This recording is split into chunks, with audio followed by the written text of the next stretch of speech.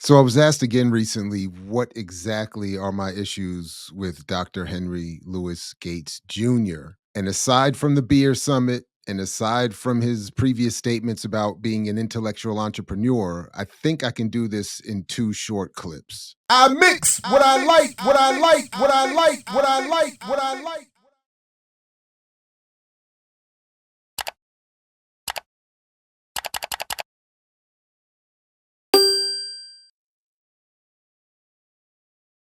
An in-depth long discussion or review of Skip Gates and his career is not the point or focus or intent of this relatively short video. Suffice it for now to say, he's had a long and distinguished career. And for many, he is seen as sort of an overall dean of Black studies nationwide. He has a tremendous amount of influence in academia, increasingly over pop culture and its discussions and presentations of Africana history. And his career and position is one that Dr. Peniel Joseph, who you'll see in one of these clips, has said directly to me at one point that he aspires to. More on that in a second. Let's get to the first clip. And the reason This is him talking about his new book with Stephen Colbert. I did the approach that I did to structuring the course is that I hate bullies. And when I was an undergraduate, I went to Yale as an undergraduate.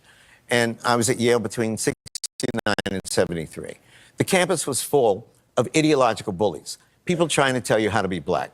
The Black Muslims were there, the Black Panthers were there, the Black cultural nationalists were there. You know, if your dashiki wasn't down to here and you didn't have a 2-foot-high afro, then you weren't Black enough. People were telling you who you could date, who your friends could be.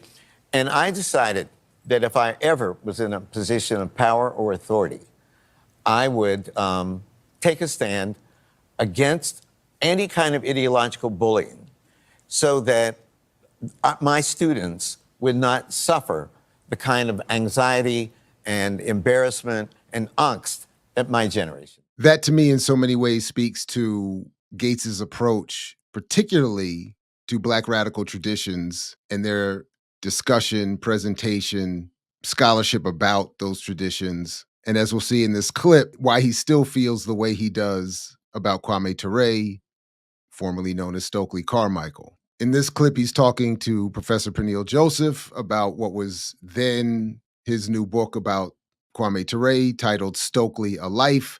My review linked in the show description. More on that another time. Let's get to this clip. Okay, yourself.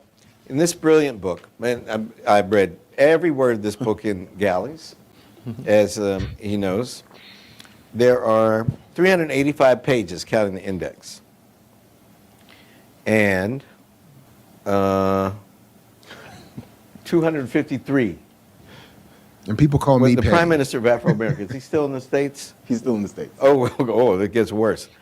277 of these pages are about Stokely Carmichael's first 29 years. Did I get that right? Yeah. His first 29 years of life. The last, how many pages? Are about the next 30 years.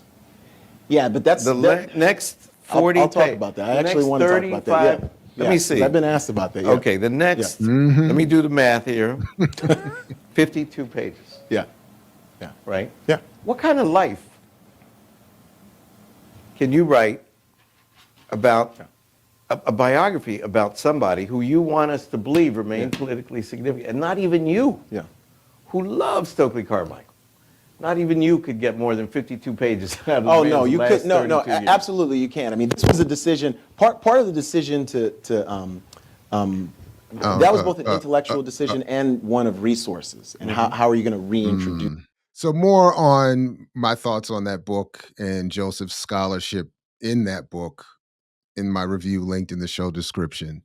My point here is only to use these two clips because I think, again, minus the Beer Summit incident, which deserves more discussion, and that is Gates's claim to being an intellectual entrepreneur and what all of that means.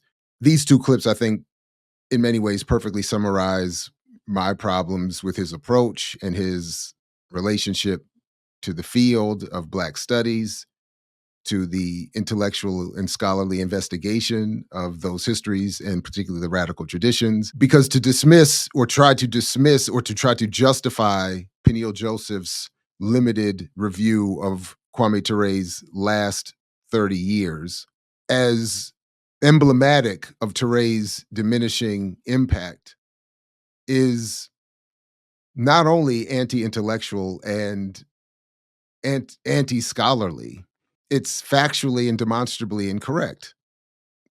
More on that in the review linked in the show description. In other words, the choice to limit the pages on Ture's latter 30 years should be seen as the flaw of this supposedly brilliant book, not the problem of Ture. But as I showed in the first clip, Ture represented the bullying that Gates felt as a young man, and this is his revenge. In other words, his anti-radical condemnation of those people and traditions is Gates's revenge that is being taken out against all of us. I mix what I like, what I like, what I like, what I like, what I like.